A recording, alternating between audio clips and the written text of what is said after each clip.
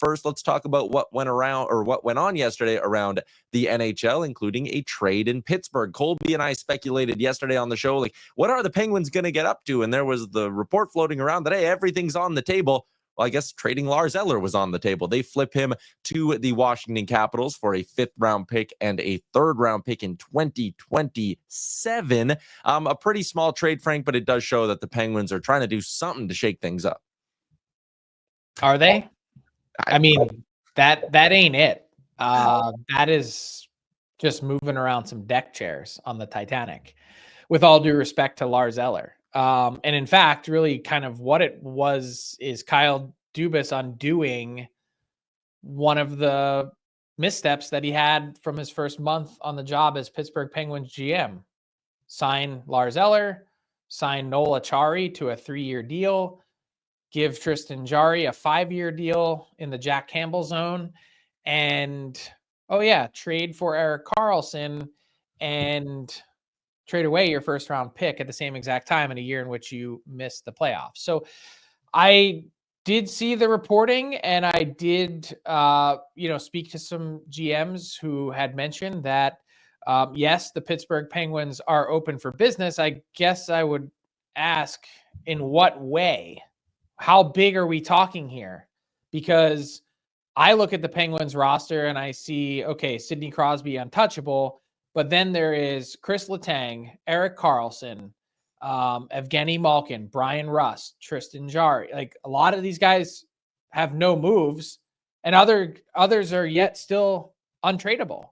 Rickard Rakell, no one's taking that contract. I'd be hard pressed to think it happens with the term remaining on it.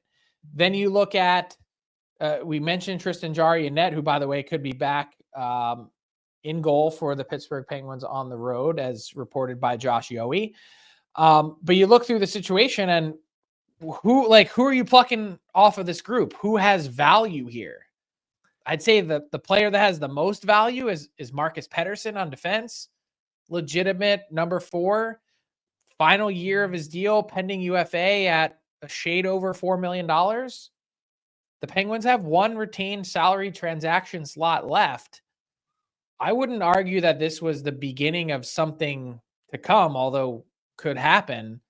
I would argue that this was the beginning of the Penguins starting to pare down some salary in a year in which they're probably very likely to lose money.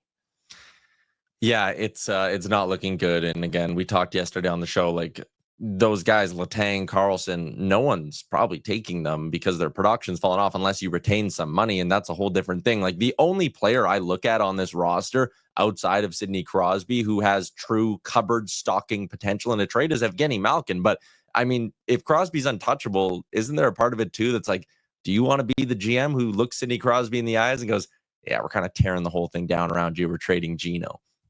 But that's if Gino even says yes. Like, you have to at least acknowledge that he holds all the cards here, and rightfully so.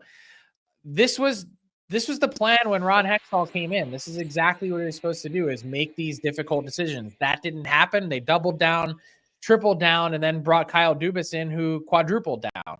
And now they're staring down, plunging themselves even further into the standings. I don't see the path for any quick fixes here.